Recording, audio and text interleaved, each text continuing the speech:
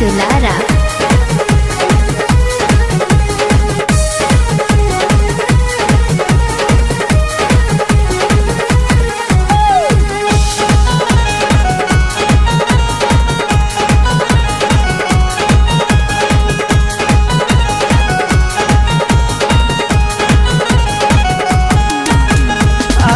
तुरंत के गइल गइल भोरे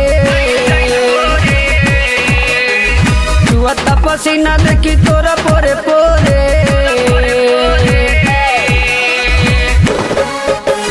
आबिलू तुरंत के गइल गइल भोरे जुआता पसीना देखी तोरा पोरे पोरे। काहे भिंजल बाटे देखी तोहर चोली, हाँ चोली। बोला बोला ननदू कहवा खेललो या कि चोली। बोला बोला ननदू कवन खेला बोला से या कि चोली।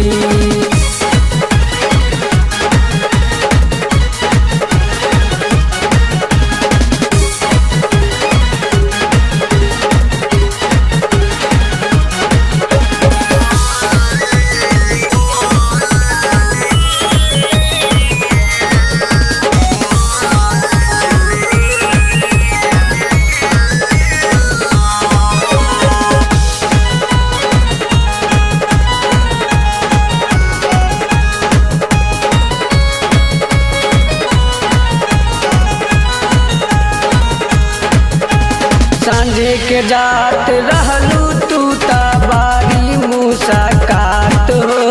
हमरा बुझाई ओही बेरा बाटे जरूर कोनो बात हो। सांझे के जात रहलू तू बारी मुसाकात हो। हमरा बुझाई ओही बेरा बाटे जरूर कोनो बात हो।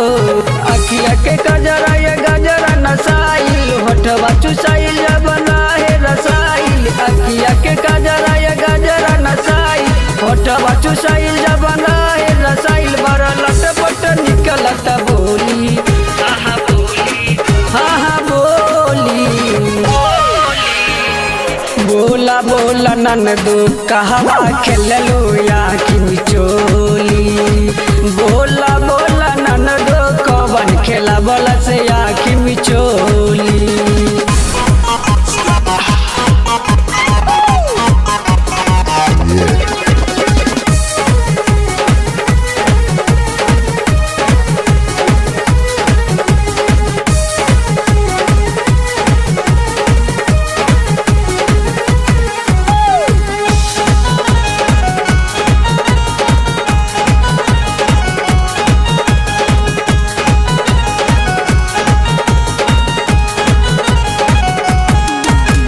खेला तोहार नैहर के बबुनी जदी जन जाई है पाहुन हो।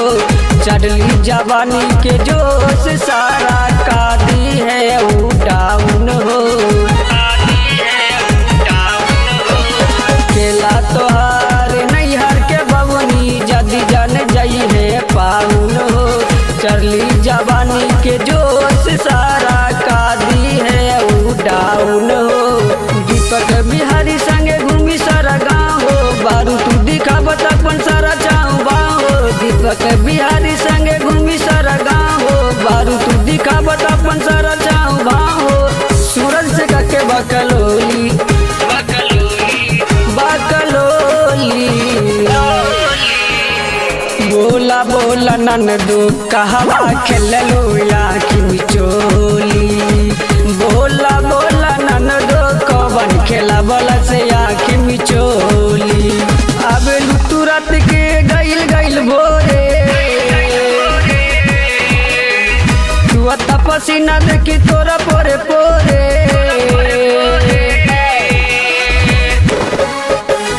आबिलू तुरंत के गइल गइल भोरे जुआता पसीना देखी तोरा पोरे पोरे।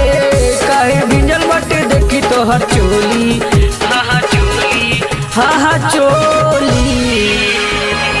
बोला बोला ननदू कहवा खेललो या कि चोली। बोला बोला ननदू कवन खेला बोला से आँखी मिचोली।